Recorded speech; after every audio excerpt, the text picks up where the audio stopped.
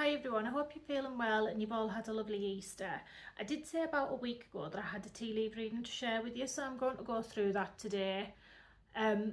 With a tea leaf reading, I do want to say that this goes over a number of years, so rather than just the immediate couple of months, this could be like sort of 25, 26, 27. All right. I also have to say before I start that this is for entertainment purposes only. It's my thoughts and opinions, not facts. Now, having said that, that's the disclaimer I have to say. Because this may contain sort of a couple of things about politics or conflict, I just want people to know that these are not my personal views. I'm going to tell you what I actually see rather than, just putting over what I think's best. Okay? So the first thing I get from this cup is that it's literally just full of conflict, and I feel like there are a number of different conflicts here. There's a huge number 3 in this cup as well, but I don't feel as though this is World War III, so I don't want to scare anyone into thinking that there's this global war going to break out. That's not what I'm getting. I'm getting a number of smaller conflicts here, none of them nice, but not, where we'd be in the UK worried about bombs dropping over us or anything else. So around this number 3, I've got 3 mice. So I'm automatically picking up 3 blind mice. And I feel as though there's a few things in this cup that saying these conflicts are all avoidable. And the 3 blind mice, what I'm getting is that these people in power, they're not even paying attention to what's going on around them, and they're not sort of giving any thought to the consequences of their actions or the decisions that they're going to make. I also have these groups of men all around the cup, and they've all got these long pointy noses, and every time I look at them I'm thinking again about morals of stories. The first one is obviously Pinocchio, people telling lies, and I'm also being really drawn to the long-nosed stranger. I don't know if everyone knows this story, but it's an old one. It's a long-nosed stranger. He went to Strasbourg. Because all the locals were so busy looking at the size of his nose and everything else, they failed to realise what else was happening. And so the French Revolutionary Army managed to get in and kill all the villagers. A really sad story, but what I'm getting is that people are so obsessed with the superficial and trivial details, they can't see what's going on underneath their own noses here. Now, the first thing that I want to go into, because it was quite a big part of it, is the US, Russia and Ukraine. The first sort of thing I have is Trump goes right through the cup and it looks like Putin who's looking straight at him. Now, both of these are quite clear. They're quite clear to see, and there's nothing hidden there. So what I'm getting is that whether or not we like their decisions, their actions, or what they're saying, they're showing their true self and they're not trying to hide anything or dress it up. In between the two of them, I have this mask, and it looks quite sinister, so I can't see the face, and the person in between I'm getting isn't showing their true face or their true colours. But I feel as though this is a collective. It's not just one person, so I don't feel as though, it's simply Zelensky or anyone specific. It's a collective of people, and what I'm getting here is an element of sabotage and backstabbing. This is going to backfire, and something's going to happen that's going to push the US and Russia closer together on this one. It's not just the Ukraine conflict I'm getting. I feel as though whilst I'm looking at them, it's more to do with trade and economic ties. I feel as though the Ukraine conflict sort of slipping away for whatever reason in the coming sort of months. It's not really an issue to the US and Russia as much as it should be, really. I'm also getting around the 2 leaders that there are assassination attempts coming, and I'm getting one for each of them, but I'll come on to that a little bit later. Now, with these negotiations, what I keep getting through is there are some positive steps coming.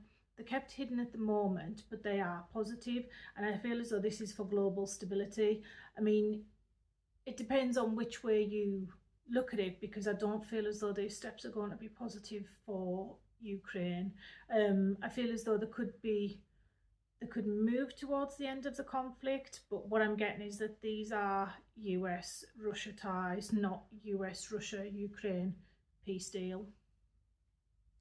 I'm also getting that Russia could be quite useful in terms of, I feel like there's a settlement here with Iran, and Russia is going to be quite useful in drawing that together with the US going over the next year or two as well. In terms of Ukraine, I feel as though they do take a step back from this. I'm getting from the cup is that both leaders have got so much to deal with at home. They've got these rebellions, and I think at a higher level too, there's a rebellion coming between the rest of the world leaders and obviously Trump and Putin.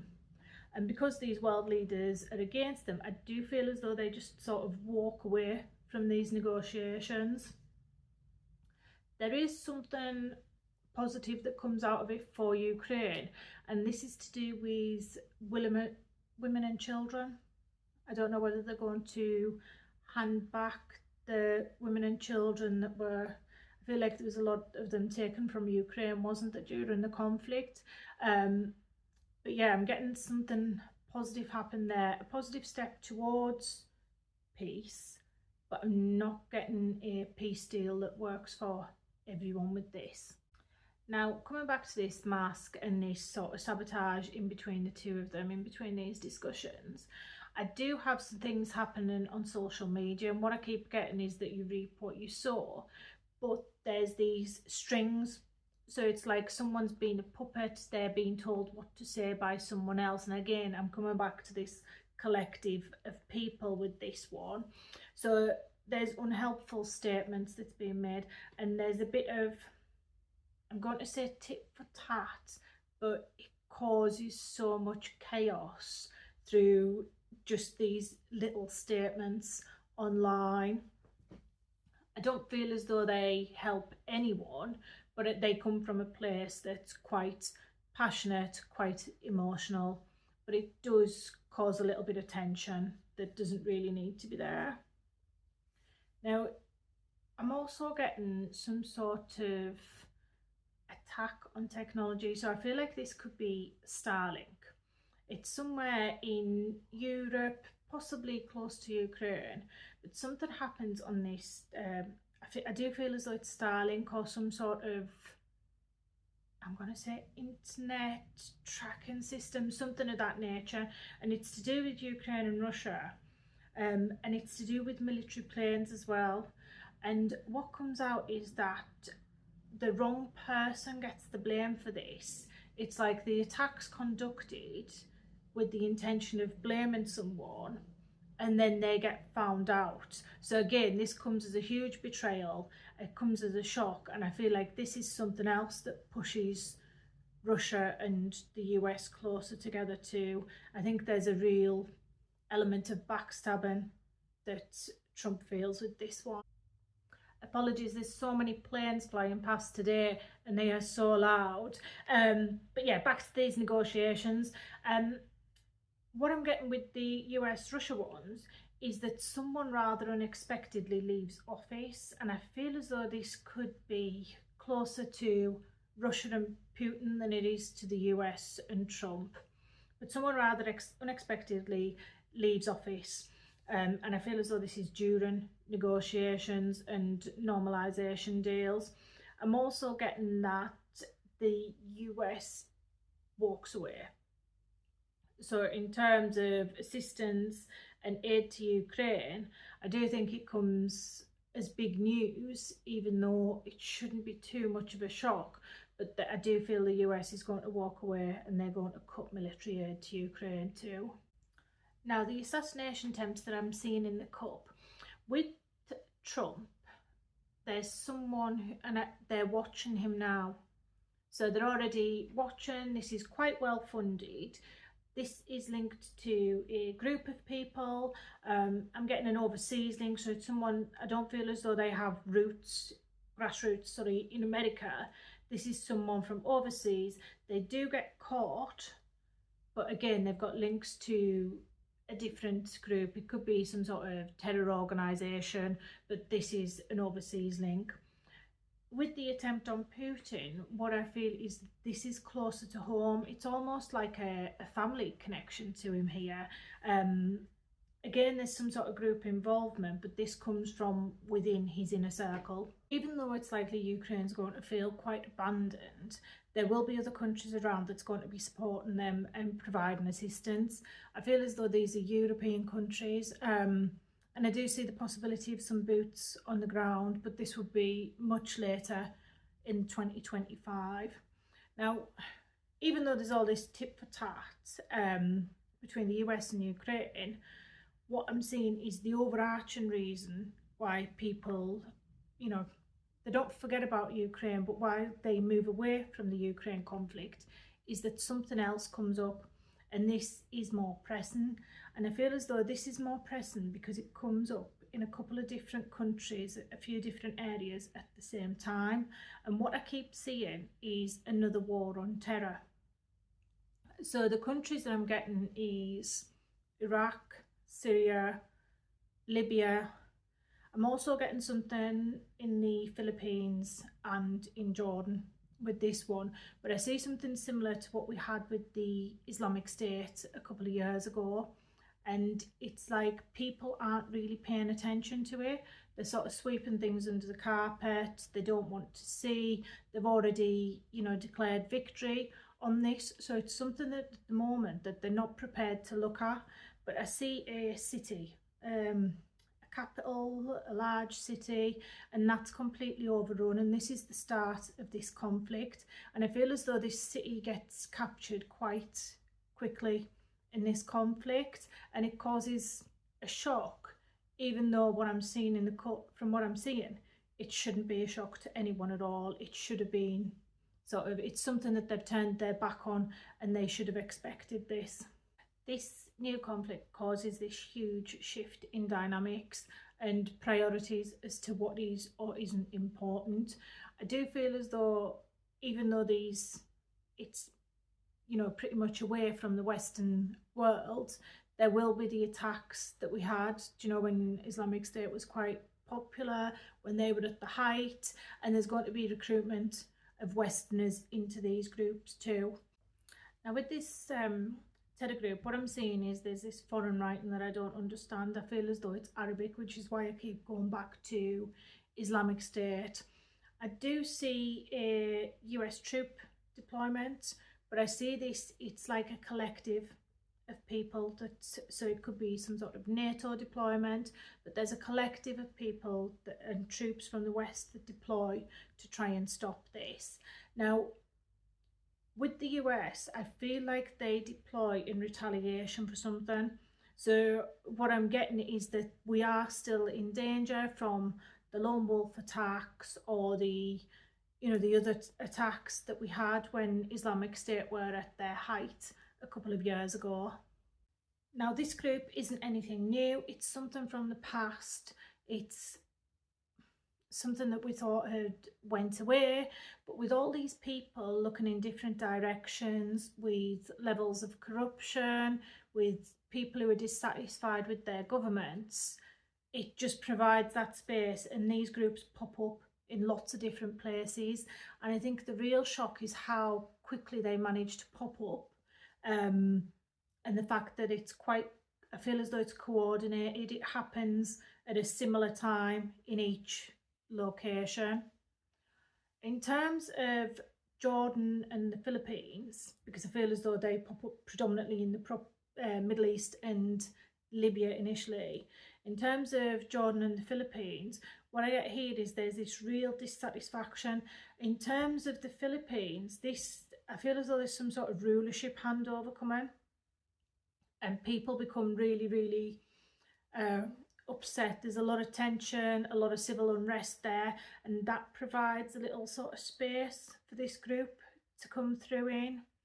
With Jordan, it's a little bit more complicated because I feel as though they attach onto a different group, and that's how they manage to get through in Jordan. But it's I do feel it's Jordan. It's a country in the Middle East that has a royal family, and I keep seeing the letter J. Now these conflicts will all end, and they'll all end in our favour, but we will suffer casualties on the way.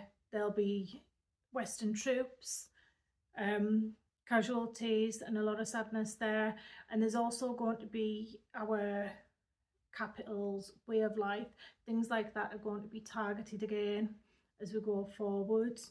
In terms of dates that I keep seeing in the cup, I have something significant around the 19th, 20th of June.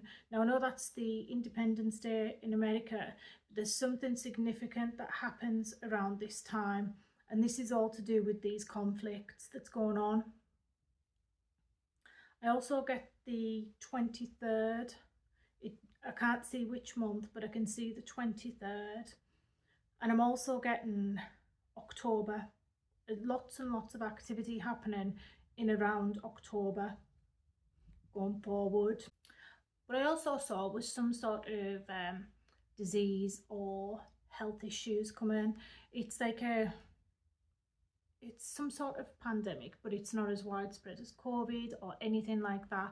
It's basically confined, and the countries, I feel as though they're a little bit lawless. There's not a lot of regulation there, but they do still have, you know, that it's quite a traditional culture in these countries too. This thing that's spreading, I feel as though you don't really know you have it until you see these symptoms that are at a later stage. It's something that's from the past, so it's quite historic. We haven't seen it for quite a while, and I'm getting that this affects the hands and arms, and that's when you know you've got it. I don't feel as though it's a killer. I feel like what I can see in the cup, if you're healthy and strong, you've got a better chance with it. In terms of vaccines, I don't see any, because there's people that's, you know, they're running from this. They don't want to catch it. I do apologise. It's a really clear day, so you can hear the planes quite strongly in here. Could be people, I'm feeling something to do with their heads. It could affect the way they think, but I feel as though this is more rare cases, and there could be other people that end up in, you know, some sort of coma. But what I'm getting is you need plenty of rest to try and recuperate from this. I'm also getting there's a strong link to the water with this one. I don't know whether it's contaminated water or it can be passed on through washing hands, whether people would do that in the same water. And I'm also getting females more than males are affected. But I feel that this is because this country, females are traditionally the ones that are in this caring profession, so they would be the ones that's looking after everyone who's sick, which is why there's more female cases of it. I'm also getting an incident to do with a submarine. Now, I'm getting some sort of surveillance going on here. There's a connection to power supplies, but I feel like this is a large submarine. It's not one of the small passenger ones, and there's quite a lot of people on board this one, and I'm getting there's a bit of a disaster. Something quite bad happens. Now, what we get told is all controlled, and we get quite a lot of things that's hidden about this. So I do feel as though this is some sort of military grade, and I don't know if it's nuclear powered or a nuclear deterrent, but there's an incident that I can see happening with a submarine in this cup. A couple of other things that I see is there's this volcano, there's like this eruption, but I'm seeing lots of people running away from this one, and I also see one happening underwater as well, and there's the waves that come crashing out from that. I also have something else that I don't quite understand, and there's these initials LEE, Lee, and this is, I feel, Australia, because I can see the koalas all around this one, and there's also a weapon, so I'm getting that there's some sort of conflict coming. Now, next to the weapon, I've got the initial A. So I'm not sure what this means, but I feel as though there's some sort of conflict, some sort of attack in Australia, and the initials LEE are quite important around that one. The next time I do the reading, I am going to take some photos and put them up, possibly on the shorts or something else, and let everyone else have a look and see what they can see in the leaves. You might pick something up that I don't. Now, I know that reading was, you know, it felt a bit doom and gloom, and, you know, all I saw in that cup was conflict. It was absolutely everywhere, and I feel as though that was the, you know, there's all these, you know, words of warning, there's all this, you know, be cautious, everything's around that. What I will say is that I don't see this huge World War III conflict. To me personally, whenever I think of, or whenever I see World War III, I keep seeing space, and I feel like that's because it's going to be in the cyber space. It's not going to be tank on tank. It'll be, you know, a disaster if it does happen, but it won't be tank on tank conflict between people. It'll be more sort of the banking systems targeted that causes lots of civil unrest rather than missiles flying over our heads. And I don't feel as though, even though there's conflict, and it sounds quite bad, but in the West, in the UK, in America, Europe, we don't have a lot to worry about here, so we are quite lucky in the years ahead. But as I said, next time that I do a tea leaf read, I'd like to add some of the photos and see if there's anything that you all pick out from these readings too. Thank you.